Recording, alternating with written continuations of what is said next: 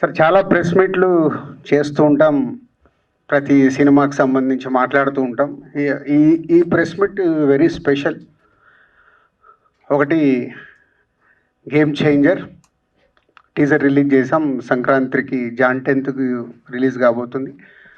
అలాగే మా బ్యానర్లో ఇంకా అండర్ ప్రొడక్షన్లో ఉన్న 4 సినిమాలు, గేమ్ చేంజర్తో పాటు 5 సినిమాలు అండర్ ప్రొడక్షన్లో ఉన్నాయి. గేమ్ చేంజర్ జాన్ 10 సంక్రాంతికి వస్తున్నాం. వెంకటేష్ గారు, అనిల్ రావిపూడిది సంక్రాంతికి రిలీజు. అలాగే తమ్ముడు శివరాత్రికి రిలీజు. అన్ని సినిమాలు రిలీజ్ డేట్లు లాక్ చేసుకొని ఫుల్ హెక్టిక్ వర్క్లో ఉన్నాం. అలాగే దిల్రాజు ప్రొడక్షన్స్లో యష్ మాస్టర్ని ఇంట్రడ్యూస్ చేస్తూ ఒక కొత్త డైరెక్టర్తో సినిమా చేస్తున్నాం. అది కూడా చేసుకుంటూ రెడీ చేస్తూ చాలా టైం పడుతుంది. బట్ ఇది ఫైనల్ షెడ్యూల్లో ఉంది. దాన్ని కూడా తొందరలోనే రిలీజ్ డేట్ లాక్ చేయాలి. Very good content film. రైట్కి వచ్చే వరకు కష్టపడుతున్నాం. రిజల్ట్ ఎలా తీసుకురావాలి ఆ సినిమాకు కూడా అని. అలాగే ఆశిష్తో సెల్ఫిష్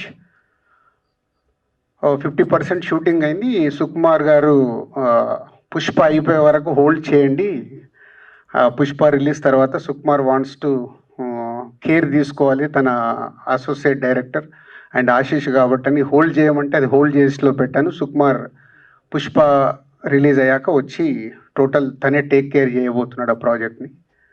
సో ఇలా ఈ 5 ప్రాజెక్ట్స్ కంప్లీట్ చేసి నెక్స్ట్ ఇయర్ 2025లో రిలీజ్ అవ్వబోతున్నాయి.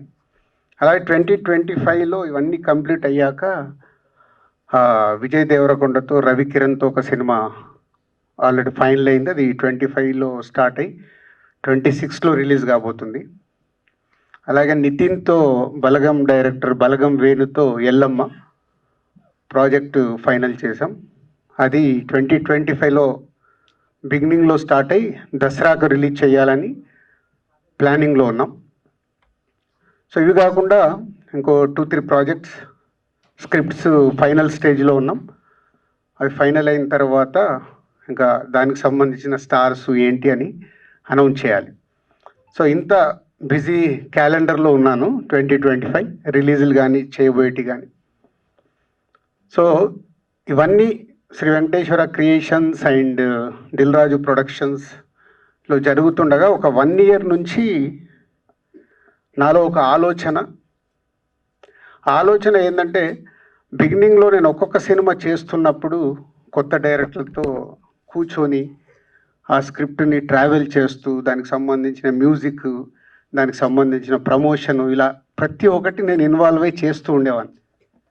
సో అలాగే ఆ సినిమాలన్నీ మీ అందరికి తెలిసిందే. నేను ఊరికేనే ఈరోజు దిల్రాజు బ్రాండ్ అంటారు, గోల్డెన్ హ్యాండ్ అంటారు, మీరు యాంకర్స్ మాట్లాడుతూనే ఉంటారు, దాన్ని మీడియా మిత్రులు ఎంకరేజ్ చేస్తూనే ఉంటారు. సో అవన్నీ జరగటానికి ఒక జర్నీ. సో ఆ జర్నీని నేను చూస్తుంటే దిల్రాజు ప్రొడక్షన్స్ స్టార్ట్ చేసింది కూడా హర్షిత్కి, అన్సితకి అప్పచెప్పింది కూడా అదే ఐడియాతో. నాకు కొత్త జనరేషన్కి గ్యాప్ వచ్చేసింది. So why not, next generation మీరు వస్తున్నారు కాబట్టి మీరు టేక్ ఓవర్ చేయండి అని వాళ్ళు చేసి 4 సినిమాలు కొత్త డైరెక్టర్లకి, కొత్త వాళ్ళకి అవకాశం ఇస్తూ వెళ్తాను. పోతే నాకు సినిమాలే కాకుండా వర్క్ లోడ్ పెరుగుతున్న కొద్దీ ఇప్పుడు వాళ్ళని లేదు, మీరు ఇప్పుడు కొత్త వాళ్ళతోనే చేస్తూ వెళ్తే ఇవన్నీ ప్రాజెక్ట్స్ ఎవరు చూడాలి అని వాళ్ళని మెల్లిగా ఇప్పుడు అన్సిత అండ్ హర్షిత్ ఎల్లమ్మ చూసుకోబోతున్నారు. రౌడీ మన విజయ్ దేవరకొండతో చేద్దాం అనుకునే సినిమా శిరీష్ గారు చూస్తారు. సో నేను నెక్స్ట్ 2025 తర్వాత జటాయు ఎప్పటి నుంచో రెడీ చేసిన సినిమా, అది పాన్ ఇండియా సినిమా. సో నేను ఆ సినిమా చూసుకోవాలని నేను అటు వర్క్ చేస్తున్నాను. నాట్ ఓన్లీ జటాయు, ఇంకా 2026లో స్టార్ట్ చేయాల్సిన ప్రాజెక్ట్స్ కూడా విఎఫ్ఎక్స్ బేస్డ్ ప్రాజెక్ట్స్ ఉన్నాయి. వీటి మీద నేను ఎక్కువ వర్క్ చేయాలి. సో ఇవన్నీ జరుగుతున్నప్పుడు మళ్ళీ సరే ఈ యంగ్ జనరేషన్తో, కొత్త వాళ్ళని ఇండస్ట్రీకి తీసుకురావాలి, దానికి ఏదో ప్లాట్ఫామ్ కావాలని నాకు ఒక థాట్ క్రియేట్ అయింది. సో అందరితో డిస్కస్ చేస్తూ ఆ ప్లాట్ఫామ్ ఎలా ఉండాలి.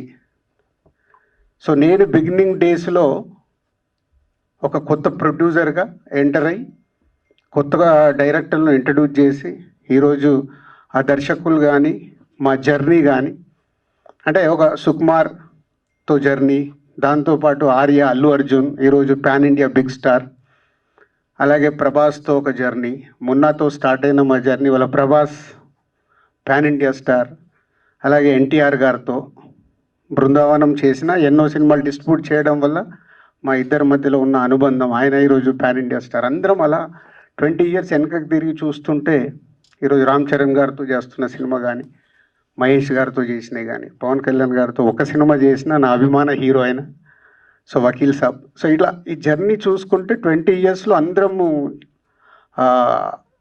పెద్దగా ఎదిగిపోయాం.